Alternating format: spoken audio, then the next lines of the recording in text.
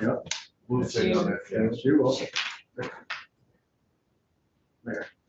Good afternoon. It is Friday the 13th. It's all good luck today. We have Mike Piechek, the new Vermont State Treasurer.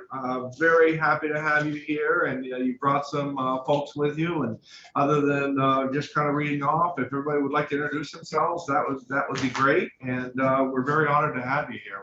We're very, very honored to have you here. So if we could just go around the room, and that would be great. Yeah. Emma Schuldeis with William Schuldeis and Associates. Scott Baker, I'm the Director of Financial Reporting and Debt Management at the Treasurer's Office. Gavin Boyles, the new Deputy Treasurer. Ashlyn Doyon, I handle all of our legislative policy in the Treasurer's Office. Nicholas Marino, I'm the Executive Assistant. Very nice, thank you. So we're gonna look for an overview of the latest Capital Debt Affordability Advisory Committee report. And Mr. Piechek, the floor is yours. Yeah, thank you very much, Mr. Chair. And just to mention, why we brought everyone, Gavin, new to the position, like myself. Gavin had been with me at the Department of Financial Regulation for the past 5 years, our general counsel, and maybe in the committee, or if you need anything from us, and Gavin is a resource. And those that are not new will know Scott Baker, but he's a huge resource for the legislature. So wanted to make sure you know who they both were. Then Ashlyn is obviously our point person here, generally in the legislature. We've seen a lot of Ashlyn if you need testimony, and we need to make sure we're pulling the right people and finding them. And then Nick is always a good person to get a hold of me. So want to make sure you knew them and introduced to that team as much as myself. So thank you for having all of us. Let us know. You let him know. Yeah, I guess we'll just introduce ourselves. Yep. Dick Mazza, I'm the senator from Colchester Grand Isle District. Wendy Harrison from the Wyndham District, and this is, I think, my 6th day. Nice. Irene Runnerton in North, which includes Fairfax, which is in Franklin County. And Brian Collmore from the Rutland District. Linda Lehman, Committee Assistant. And Russ Eagles from the Essex District. Well, thank you very much. Well, we had a presentation that we circulated, and there's a little bit of a introductory into the concepts that we're talking about today around debt and bonding generally that I thought might be helpful for some folks on the committee. And then we talked about the CDAC report, and happy to answer any questions that you might have along the way as well. So if you look at the contents page, we have an overview of what bonds are, bonds relative to the Treasurer's Office. So the Treasurer's Office's statutory role, bond ratings, sort of thinking of them as a credit score for the state of Vermont, what they are right now, why they're important. Then getting into the Debt Affordability Committee, CDAC, and its current recommendation. The state of Vermont debt ratios that CDAC looks at, those 3 important ratios that we measure to determine what are reasonable and responsible fiscal amount of debt that we can go out and bond for in a particular year. Bond rating priorities generally, and we have down here the capital expenditure cash fund, which is a new concept as of last year. We'll actually talk about that a little bit earlier on, but I want to talk about all of those things as part of this overview. Sounds great. So what are bonds? Some basic concepts in terms of thinking about it and relating it to our personal lives. It's a loan for a large purchase. So think about this as you purchasing your home. You're taking out a large debt from a financial institution that you're planning to pay back over time so that you can make a significant purchase in your life. Same concept for the state. We have a significant capital project, a new building, some new infrastructure, something separate from that we anticipate will be around for quite a long time. We don't want to necessarily, or don't have the money to pay for it upfront immediately and want to go out and bond for it so that we can get the benefit of whatever that piece of infrastructure might be now and pay for it over time. Like a mortgage, Vermont bonds have fixed interest rates, but then there are some ways that bonding differentiates itself from what you would think of as your own personal mortgage. We go out and have these terms be 20 years. That's a statutory requirement. Vermont bonds are issued for 20 years, unlike a home mortgage that might be issued for 30 years, most likely, or maybe 15 or 10. We make payments every 6 months on the bonds for interest and every 12 months on the bonds for principal, versus paying both their principal and interest every month like you would on a mortgage. They're level payments. So if you ever look at your mortgage statement and see that you're paying a lot more interest and then you're paying a lot more principal, these are level payments over time. So you're really buying down into the principal much more early than you would in terms of your own home mortgage. And then can only be refinanced generally after 10 years of the bonds being outstanding. And those are terms that the purchasers will often negotiate into the, will want to see in a bond transaction. So they know what the interest rate will be for some period of time, what income they're going to be getting for 10 years, so that if the interest rates move into a better direction for us, they don't get less money and their investment, that they were anticipating gets changed. So they want to have a fixed period of time, and that's generally 10 years in terms of the bonds that we issue. The Vermont guarantees its repayment, the full faith and credit of Vermont. And that would come out of the general fund as opposed to your home mortgage that would be collateralized by the physical property. So if we defaulted on our bonds, they wouldn't come and take our rest area, but they would, expect payment from the revenue sources of the state of Vermont. And then, of course, unlike getting a loan from a financial institution, a bank or credit union, like you would in the residential mortgage context, when we're selling our bonds, we're selling them to a large number of purchasers, investment banks, mutual funds, Vermont citizens, retail investors. So there's quite a number of individuals purchasing those bonds as opposed to the concept of a mortgage. Wanted to just mention this capital expenditure cash fund. This is a concept that, like we said, is relatively new for Vermont. It's been discussed in many other states, and a number of states have implemented and are moving in this direction. It's also referred to as PAYGO. So instead of getting a mortgage for your home, you would save up the cash and then purchase the home with cash instead of debt. So the capital expenditure fund is sort of that same concept, that some amount of your capital expenditures might be done with cash rather than bonding. You save potentially on interest rates, or you would save on interest rates, but you'd also save on the what might be the unpredictability of interest rates. Right now interest rates are really high. So it might be a challenging or more challenging environment to bond for than it was 2 or 3 years ago. And it can help with some of that volatility in terms of interest rates in a given year, in a given period. So Vermont has established a capital expenditure cash fund. We did that last year. There was a appropriation of $25 million into the cash fund. There's another $20 million that was provided to the Treasurer's Office to redeem general obligation bonds prior to maturity and have those savings be transferred into the cash fund as well. And there's a report that will be coming out in the somewhat near future, likely next couple of weeks, from the Agency of Administration around how to spend this cash fund and then how to find a funding source to contribute to it in the long term.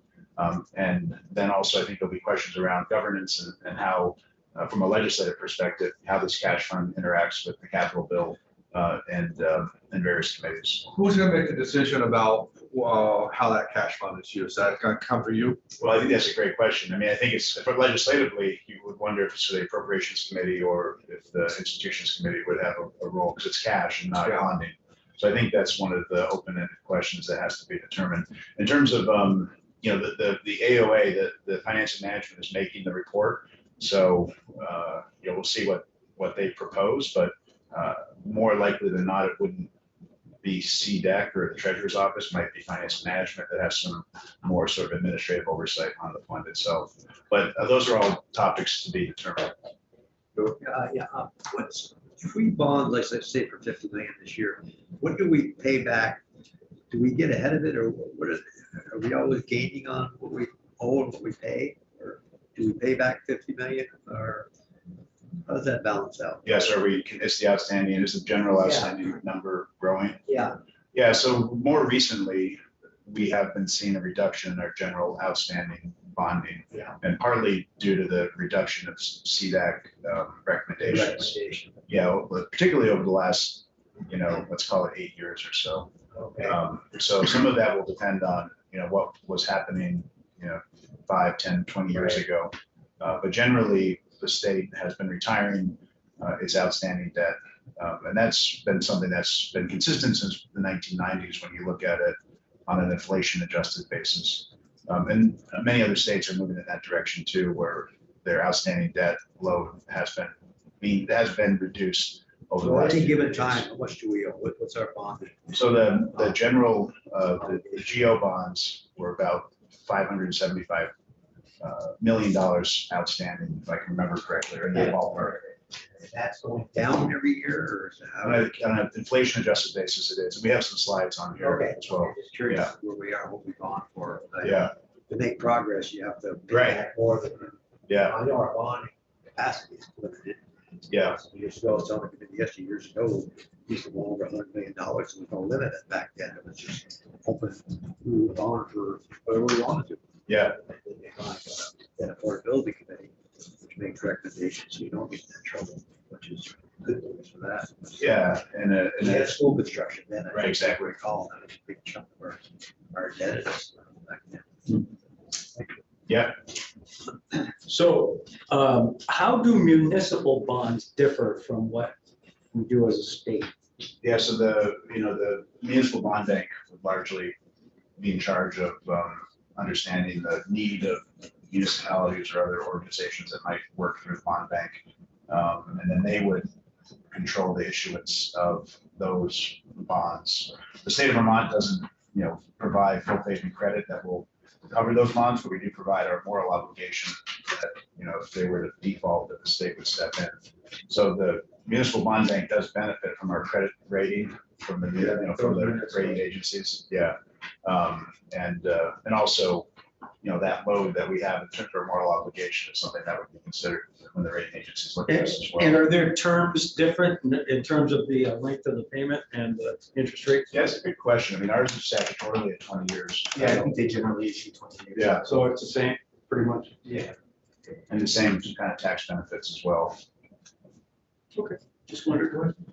I think municipalities aren't allowed to do individual bond issues here. I think in Vermont, is that true, that they have to go through the So- bond bank? Scott would probably know maybe more than I, but it may depend on the size. I mean, the city of Burlington, I believe, is sort of goes outside. of the bond Yeah, bank. Burlington has their own credit rating and they can issue bonds. Most Yeah. towns and municipalities don't have credit rating. Oh. That's right. But they could Maybe have, Rutland has one, I'm not sure, but I know Burlington has. all right, so then the others likely are able to if they want to. Yeah, I mean, the other benefit is Right. they can all pool, so a bigger issue, you're gonna get better rates because you have, bigger buyers, Right. right, rates. So Right. that's the other benefit. Oh, there's a lot of benefits of it, but then there's some constraints too. And then do we do revenue bonds? Or other, like for utilities or? So most of the bonds that we issue are general obligation bonds. We did have special revenue bonds, the transportation infrastructure bonds. We Okay. issued in over 3 years, 2010, 12, and 13. The revenue source for those was the motor fuel assessment. Okay. And so those differed in that they were only the revenues from that were pledged to pay those, whereas all of our other debt is pledged from any of Vermont's general funds. Great, thank you. Yeah. There was one more question. That was it. So the cash fund, the report will come out next couple of weeks and certainly a discussion around how does this factor into bonding and how to grow this fund and how to properly use it. So the rules haven't really kind of been determined about how this fund's gonna work, but, yet. I mean, you're still kind of working on those rules. Yeah, I think that's right. And I think there'll be a legislative discussion as well around, how to. I know that when we were talking about it earlier, when we set it up last year, it was kind of explained that it would be projects that probably never came to light. So there'd be no reason why to bond for that type of money. Every project has a process that it goes, and you start spending money from day one, and then you get to a point, you say, well, I guess we're not gonna do that project, but you could have some millions of dollars into that project just to figure out that, hey, we can't afford to do that. Yeah. And so why bond for that over that Certainly. 20 years length of time? Yeah, certainly if you're going to do a feasibility study, it would be more wiser to spend that out of the cash or things that couldn't be incorporated into the debt or things that would make sense to be incorporated into the debt. Also, if you're trying to do a project that, its useful life is not going to be 20 years, a piece of IT infrastructure that you thought would last for 10 years, why bond for it for 20 years? It's going to last for 10 years. So I think there's strategic capital investments for the cash fund. But I think generally the thought is that over time, we would have less dependency on debt and more dependency on paying upfront with cash.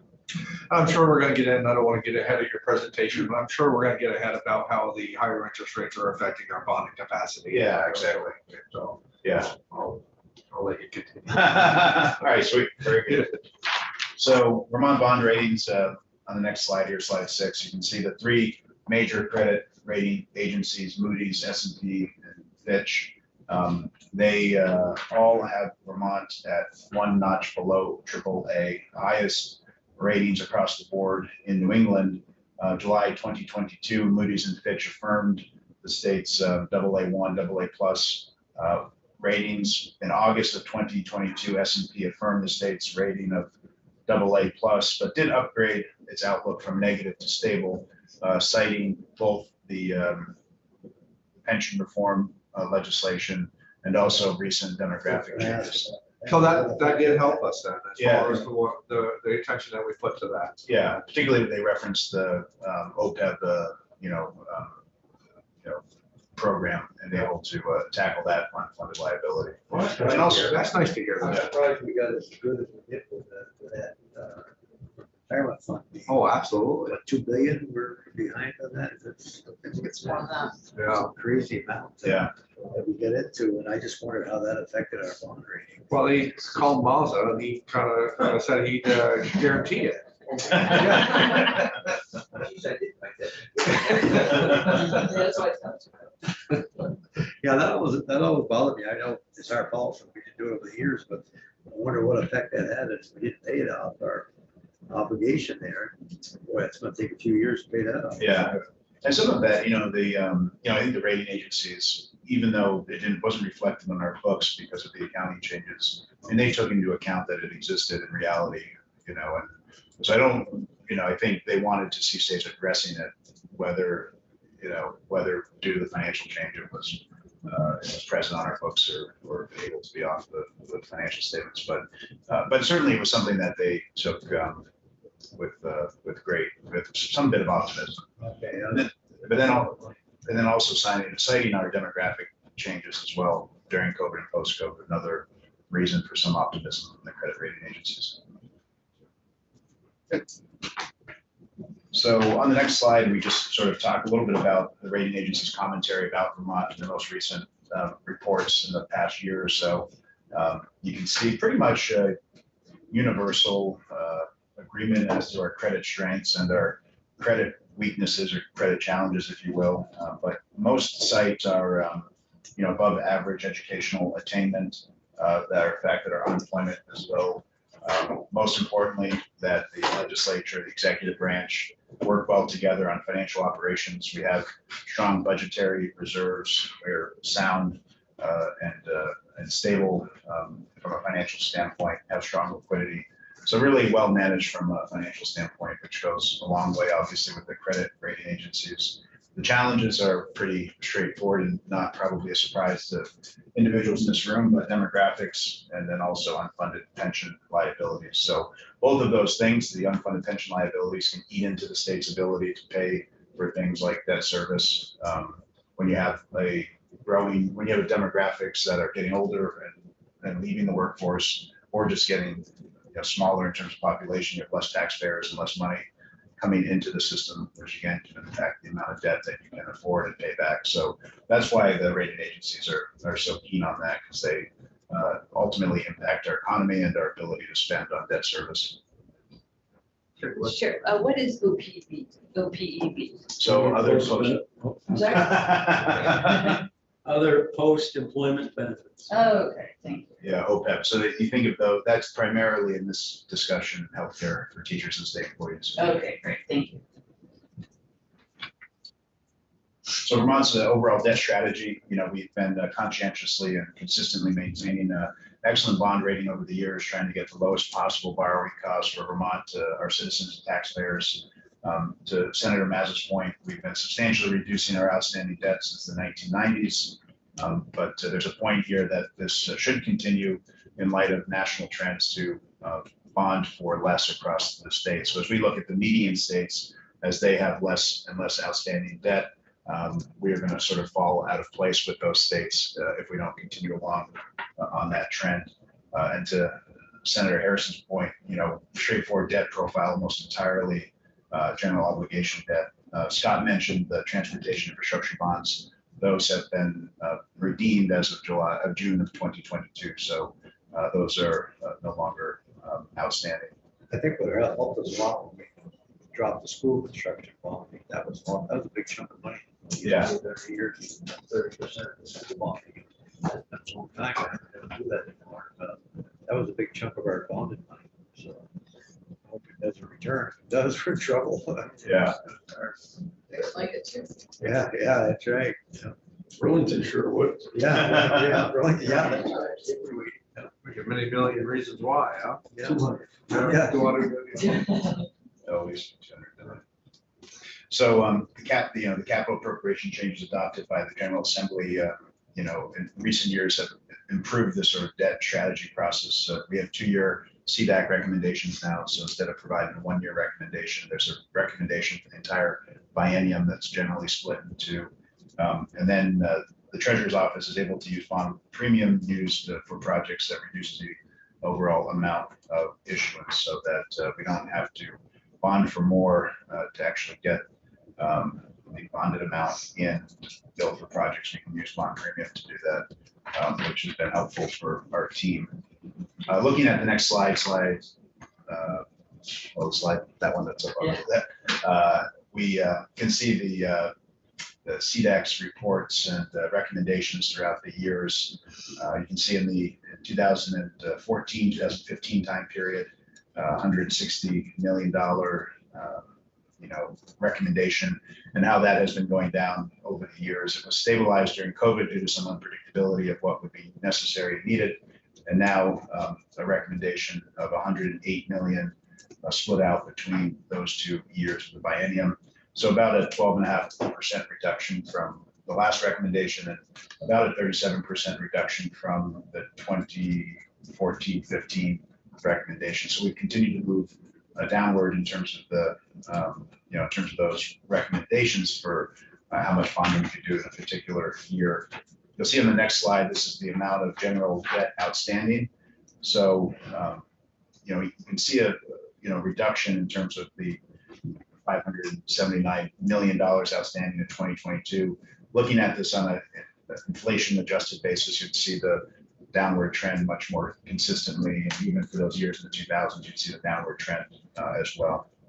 And the downward trend is just because that's the way we want to go. It isn't because we're not allowed to go any higher than that based on the our bonding capacity. It's just a strategy that we're using to get a better rating and to carry more debt. Yeah, To make sure we're carrying less debt. if you look at the next slide, there in the middle there, it shows the benchmarks that CDAC uses. Yeah.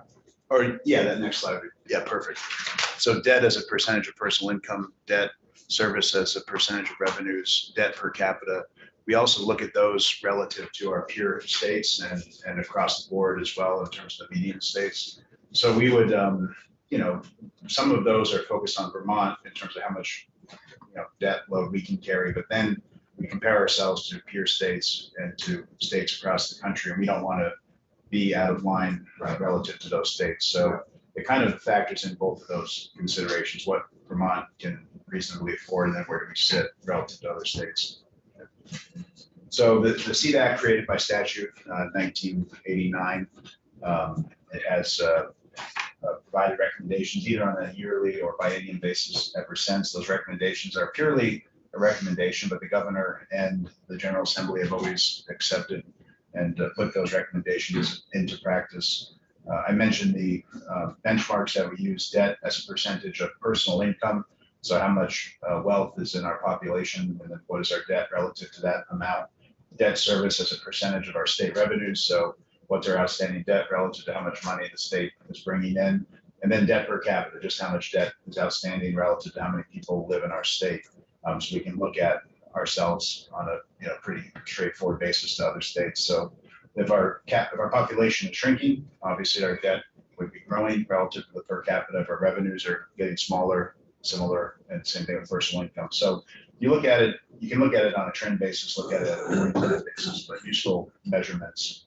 That was one of the best things we did, is that affordability committee. I think that gives us a good perspective of what's happening out there, because otherwise this committee used to do what they wish. Yeah. They would have guidance, how we can review the income and what we can afford, give us some recommendations anyway, the governor can follow that or not. I think most generally the governor follows that. Yeah, absolutely. And the members of the CDAC, or the treasurer is the chairperson. The treasurer has an appointment of another member. There's a member from the municipal bond bank, generally the president. And then the governor has the secretary of administration, and then two other appointments from the governor. So there's 6 members that vote, and then the auditor is a non-voting member. JFO has a non-voting member on the committee as well. And anybody can come and come to the discussions, but that's sort of the makeup. And I think to your point, Senator. David Coates. Yeah, David Coates is one of the governor's appointees. And it provides an opportunity for those discussions to happen outside of the legislative process. Very difficult here. We don't have the experience that it takes to do that decision. Like I said, years ago, we made the decision in this committee. Yeah. We want to raise it to 100 million, 150 million, we did it. I mean, it was just, there was no guidance at all. Yeah. And, if it looks good, we take credit. If it looks bad, we blame the governor. And it is something that credit rating agencies look at as a credit positive. Do they for us that really? we Yeah, have this that's process. Yeah. So if you look on the next slide, you'll see the other states that have a process like ours and those that don't. So some do. I mean, I don't know when they started to follow this process. They might be a little bit different in terms of the treasurer might have the sole recommendation. You can see we're in that sort of commissioner or commission board task force model. Others might have the executive branch make the recommendation or somebody in the budget office, but a number of states do have a similar process in place to have a recommendation provided to the legislature around how much debt can be outstanding. So looking more to the CDAC recommendation for this current year, more limited debt issuance by other states, as we mentioned, including our peer AAA rated states, has resulted in weakening Vermont's debt ratio comparative rankings. This year is the first year, obviously, of the 24-25 biennium, and as we mentioned, the committee is recommending a $108 million recommendation for debt. As I said, it represents about 12% decrease from last year and a 37% decrease since 2014. The report also mentions, well, I should just mention some of the reason why the report had $108 million. So there are a variety of factors cited. One, economic uncertainty, economic volatility over the next 2 years, concerns around labor shortages and the supply shortages, supply chain concerns. Just not necessarily able to get projects off the ground as quickly. There's also a lot of federal money that's available for capital projects and other significant projects, both in government and outside of government, that means that there's other funds available for some of these projects, but also means there's putting more pressure on workforce and supply chain issues because those things are in high demand at the moment. And why borrow it if you've already got it coming in from the feds? Yeah, exactly. Or why borrow it if the project can't start for 2 years? True story. Yeah. Mike, what's the recommendation? 108 for 2 years. What's the recommendation for this year? 54 million. 54. Okay. Yeah. Is it about half? Yeah, exactly. 61.5 last year. Yeah. So there was, and then of course the interest rates where they are is harder. It's more expensive to borrow at the given moment. Inflation has caused the prices for materials to go up. So all of those things, the committee cited in terms of this recommendation and the fact that it was lower as well. There was a recognition in the report that the second year of the biennium, the 54 million could be looked at by CDAC and a higher recommendation provided if some of those factors pan out, yeah, in a favorable way. So home loans now. I just checked yesterday and with one of my lenders and they were like 6%. And so, and what are we looking at for bond, a bond rate? Or is it a formula that they use that they just don't broadcast what that rate is or? Well, Scott can give you the explanation, but just I think it's more complicated than. Yeah. I figured it would have to There is a municipal index, MMD, and it's kind of pegged off MMD, and it depends on your rating and demand. be. But it's higher now than it was last year and the year before, Yeah. I would say, because Yeah, of. the last issue that we did at mid-21, our total interest cost was 1.43%. Right. Which is incredible. We wouldn't touch that these days, but yeah, we'd probably be, several hundred basis points above that, so. What was homes a year ago? A year ago, I mean, we were down in the 2.35s and 2.75s and yeah. Is that much of it? Yeah, it's that much of an increase. But, and the good news is that a month ago or 2 months ago, we were at 7.25, 7.5. So they've started to modulate down. They're starting to come down some. So that's all good news. I don't expect that we're going to be looking at anything we've done in the last 5 years on this of restructuring that debt. But but maybe possibly if the economy and these rates get down, we might look at some of that. But yeah, I don't think probably we're going to be revisiting and paying off anything now that we did in the last 5 years. That because of low rates. Homeowners payments up considerably. Oh, it does. Everybody's. I mean, I'm as Mike had just said, I'm sure we'd probably see a higher, probably be higher than 108 million if interest plays a big part of that. So. Yeah, and the 7.5% or so that residential mortgages were paying, that's put a real impact on the real estate market. So there were a lot of people paying with cash anyway, Right. Which only exacerbates some of those inequalities in terms of those that can pay with cash and those that are trying to get a mortgage at the current moment. But inflation has been easy, which is a nice sign relative to the Fed's likelihood of hopefully having smaller rate increases and then eventually not having a rate increase over the next 12 months, 18 months. If interest rates suddenly went down and you didn't think they would last very long, does your department have authority to refund without coming to the legislature? Or refinance, I should say, I'm sorry. Yeah. As long as the bonds are not locked out. So as the treasurer mentioned, they're generally locked out for 10 years. We do Okay. have some bonds that are callable currently. Okay. So usually when we go out and do a new issue, there's always a new issue piece. And if there's a refunding opportunity, we issue refunding bonds as well. And probably more times than not, there is a refunding piece, just the way interest rates have gone in the past. There have been refunding opportunities. So, Thanks. we would definitely do it. Sense.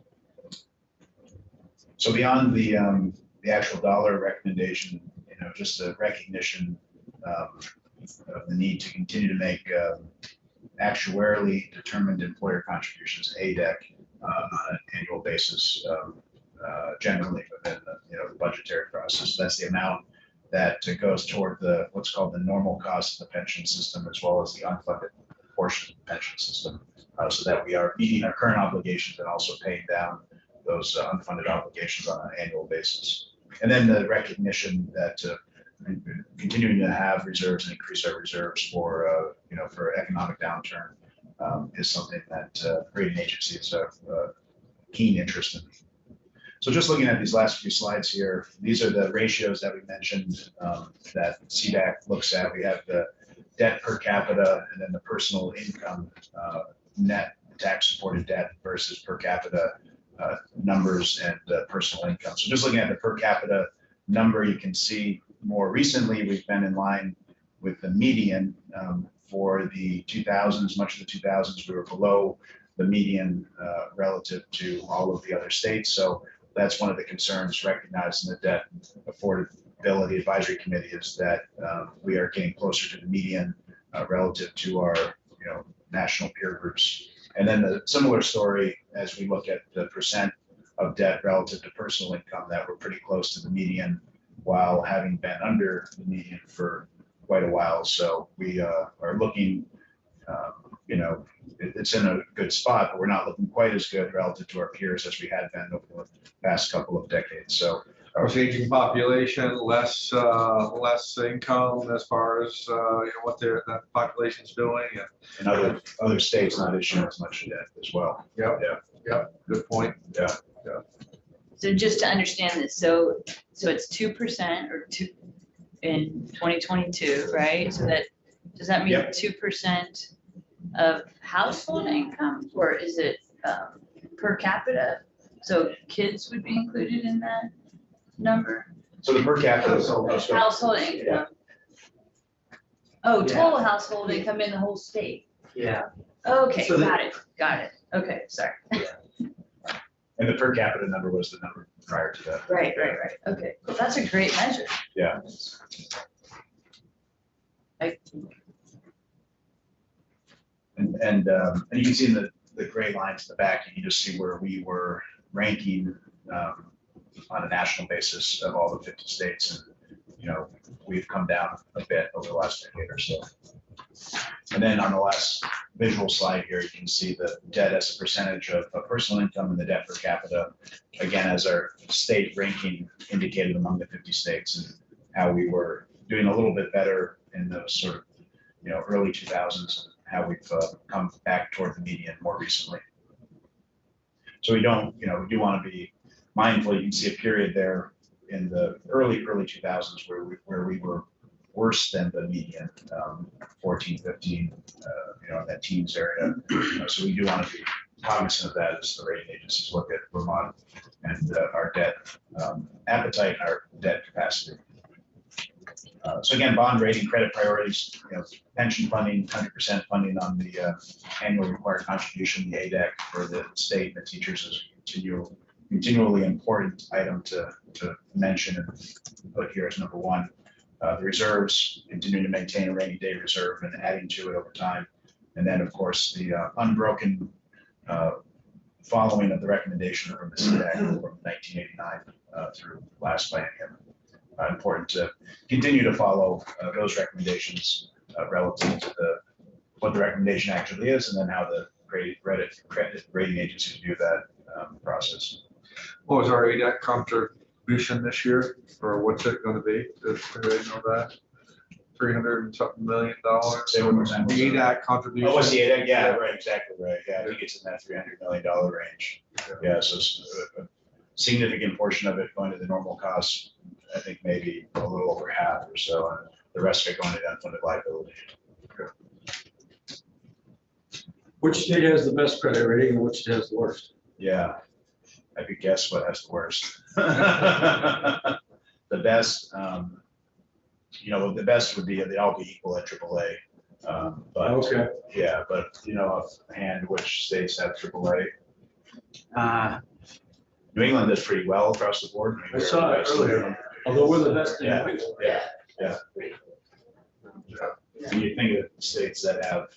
Nebraska, I think it's called AAA. Oh, yeah. They have like no debt, so. I mean, yeah. It is. If you had to guess on the other side. Illinois is probably. Illinois, I'm gonna guess California. Yeah, California still has a lot of, their population is still pretty strong, even though. I mean, I think it's like the 8th biggest economy in the world or something like that. They have a lot of corporations based there, so they have a lot of revenue potential. Yeah. Yeah, I think they were still, weren't they? I thought they were still going in surplus. Yeah. There are a few. Yeah. Delaware, Florida, Georgia, Indiana, Iowa. There are probably a dozen states with AAAs across the board. And it is in our report. We can send it. Oh, okay, I was just curious. A state like Florida, I mean, I think it's like 5,000 people a week or 10,000 a week or some 5,000 a day. I don't know the population. Yeah. Yeah, but so it's pretty significant. Isn't that fortunate to have good treasurers, we could cook it right here. Absolutely. All right. That's important, seriously. No, it really is important. Yeah. To talk about it. Our last treasurer was excellent, he takes a little experience, and, it's a big job. Sure it is. We've got a good staff here, you're dealing with a lot of decisions and a lot of money that, we have no full lifetime knowledge of, I have to rely on to do that. Well, the smallness of our state, there's so many factors that work against us, and, to be where we're at, we're fortunate. The years. Yeah. And we'll work on, I think there's reason to be optimistic relative to our demographic challenges that we've been experiencing in the last decade. I mean, we see the growth and just the raw numbers, but, I went to every single town in Vermont this past summer and fall, and you heard the same story over and over again about people moving into town with their jobs from out of state. And, puts a lot of pressure on the housing market, certainly, particularly for people that are trying to work in those communities. People are coming and taking a house out of the stock without adding a job to local communities. So putting pressure on the housing market, but people are bringing in pretty high paying jobs into Vermont, and it follows through when you look at the personal income growth that the general fund has seen, and some of the reports around payroll numbers and whatnot in terms of median income. So both in terms of where our median income is and where our personal income growth numbers are, not because of tax increases, but just because of more individuals moving here with high paying jobs. That's just a product of that separation of needing to work and live in the same geography. So I think there's reason for optimism if we can continue to work on housing. It'll get a lot better when Senator Ingles files his taxes this year. I'm having to do an extension. It'll be a boost. Thank you, Mike. That's- Yeah, very nice, and we thank CDAG for the 108 million. We promise we'll spend it. But we appreciate it. Good overview, and actually, as Senator Mazza said, we've been fortunate enough to have people come in here and be able to explain to us so that we can understand what's going on at a very high level, but yet still at a very level that you could talk to us and the slides help, but to really know where we're at, we appreciate that very The much. supporting part was attention, and how that goes through over the years. Well, Back down, but that's the only part that keeps outstanding, and wow. hopefully, It doesn't give us good press on that. well, It's, hopefully we'll keep our, I know.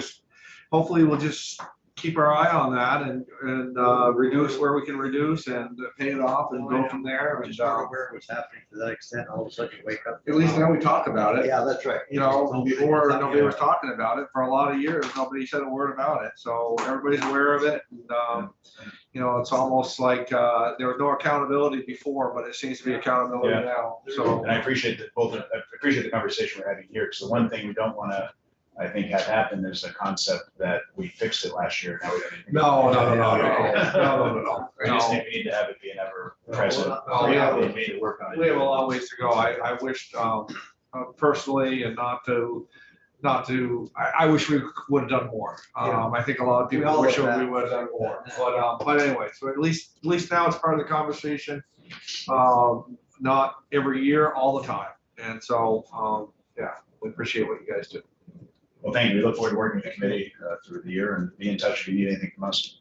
Thanks. Yeah, thank you. Good. Yeah. Everybody drive home safe. Thank you. Yeah, Thank thank you. you. Have a good weekend. Thank you for coming You as in. well. Yep.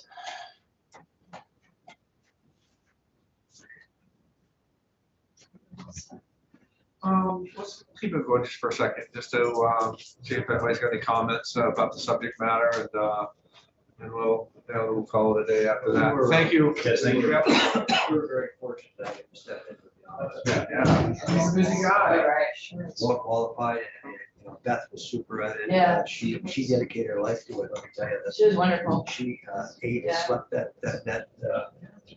treasurer's work, and over the years, I've met a lot of them, they've all been really dedicated people, it's very involved, I learn every day something, it's a big job, it's a lot of movements, because, and I like this, that affordability, because like I said, I served on this committee for many years, and it was up to the chair to decide how much to spend, and, there was a lot of more spending that we didn't or shouldn't have done, it wasn't on the infrastructure of a bond. That's our duty, is the infrastructure, not anything else outside that box. And it's come a long way, I think. Boy, it's good now, everybody's aware of it like that. I didn't see when they, do you remember, Senator, when they did the CDAC, when they first, I mean, the debt affordability, when did they start that? 2017. I mean, you see the difference in the charts. You were, from 2010 all the way up Well, these through. folks are all really dedicated to the subject. Yeah. I got Dave Coach,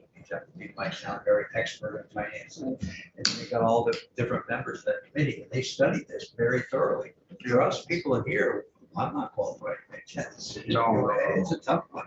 So you have to really be, really educated about that, buying bonds, selling them in the rate engine. Well, a homeowner's the Yeah. same way, but you're dealing with hundreds of millions of dollars a year. It's really, like I said, I can remember back many years ago, we were bonding for over 100 million a year. Yeah. And now we're down to realistic figures, but school bonding was a big factor, that 30%. When did they stop that? So, Boy, you remember? 10, 12 years. Yeah. ago. Yeah. So, at least that, we had, every year they came in with a big list of our obligation of 30%. We haven't done that. Boy, that's a big chunk of bonded money, big chunk. A lot of schools that were building, adding. Of course, because of the declining population of schools, that's not happening now. They're just doing it locally, remodeling them. Or you got a few like Burlington and South London, I guess, went through that. But most generally, the schools in my district up the islands, they consolidated. Grand Isle, Isle of Mont had a school with about 55. We built that school many years ago, about 60 students. It got down to 5 students. And a couple of years ago, they closed that. They go to North Hero, which is just down the road, very, very close, merged to one school now. And so now Isle of Mont does not have a school anymore. It was like 1 to 6th grade with like 60 students. They have dropped, every year kept dropping. Well, there's savings there, but it forced them to save to do that because now they're happy. They're in North Hero, which is 8 or 9 miles down the road.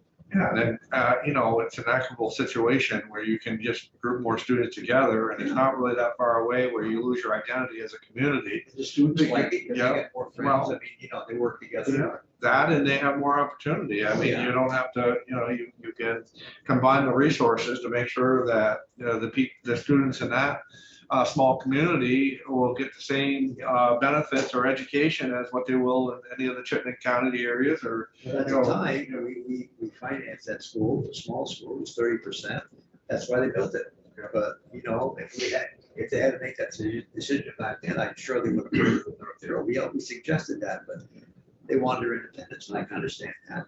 It happened up in, Belvedere, same situation there. They had a school, and they were able to consolidate with others because there is a declining population of school. It's also nice to see that committee as far as close as what you can tell. It's bipartisan, but it seems like they're making, they're in there doing what government's supposed to do. Seems to be coming out with wise decisions. It seems nice to know government works, right? Yeah, and they have clear criteria too. Yeah. That's what I like. Yeah. Is that their goals are really That's established. why I was so and set. happy when Mike got elected. On Yeah. what party he is, I can care less. Yeah, no, But exactly. he's really qualified for the Uh-huh. job because you take somebody off the street that's not knowledgeable at the department. Wow. Probably got a good backup too, as you can tell from Oh, the yeah. bench that no, good the bench that he brought in and stuff. But- Yeah, Ashland worked for, Yeah. Remember her coming. Oh, did they carry over? Yeah. Yeah. How did the others? Maybe they I carried think over. Scott did too. I would imagine they would be. Yeah, that's what he said. Scott was still there, and then Gavin, I think, is new. Yeah, okay. Sure. Yeah, it's a good group. Yeah. And a lot of other states did that with the pensions too. Well, Just that's so what you aren't alone, Yeah. Florida had that Yeah. pension reform, and then once you get Yeah. on the plan Yeah. to fix it, Yeah, you I- you just stay on that plan, and that's, Plan, and it yeah, works. yeah. Boy, it don't take long to get behind the eight ball. right. If you don't do it properly. Like I said, I've never felt qualified for all the years I served on here. There was no way I could get into that involvement. It's over my head. But if you understand it, like today, it's pretty clear what they do and how they do it. but Well, it's nice to see whether what went on last year, it did help affect our yeah, that's rating in a positive way. So it's nice. I mean, I wish we could have more, especially where the rates have gone now from where they were before. You know, when you're talking about 1.5 or 2% money versus 6 and 7.5% money.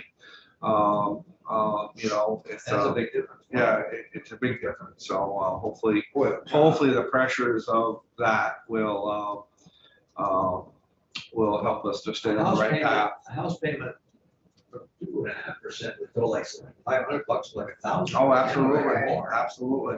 Yeah, absolutely. No, it's made a heck of a difference. It really has. That's a lot of money. Yeah. No, it does. And, you know, for the, percent. no, and for the people that are financing it, you know, especially with the first time home buyers, They got a lot of money down. well, there's programs out there that they don't have to have any money down Really? or very little money down, which is fine. Because, you know, there's models for them to support it. But when you go from a payment that with all in taxes and taxes and water and sewer, insurance and mortgage and interest and all that goes from 1,200 all the way up to like 1,700, 1,800, that presses them out of the market. And that's the same thing that will happen with, you know, with government when you're carrying that much debt. So. Hey, on a good note, we know where we stand. We know what we have for money, so that's been kind of affirmed where before. And it sounds like maybe like next week we're gonna, after the governor has the budget address, we're gonna actually get our eyes on the bill in itself, and at least the raw bill before we get it over from the House. So we're making progress as a committee. Things are starting to shake out a little bit. And, yeah, we're doing good. I can't I afford it. learned a lot. I can't afford it. This Yeah. has been really helpful. The folks who Yeah. chose Yeah, to be here, it's yeah. been super Very helpful. good, yes. Yeah, and as we start to see who's gonna be the players on this bill, we're gonna start inviting people in, especially as I said yesterday, I don't like to repeat myself, I do plenty of that, I I don't apologize. mind it at all. But as we get going, as we start to divide these sections up, we're gonna start calling in the witnesses as far as who the players are and what their roles are and all that. There's only gonna be recommendations of what they're given. We don't know whether they're gonna get more or less or stay the same, but at least you can, we'll bring them in there and we'll hear what they have to say and what they do and all of that. So to make you all more knowledgeable, all of us more knowledgeable. So, Perfect. yeah, so, and Thank you. I think we're doing good. I think we're on a good path. I think we're doing good. We're making progress and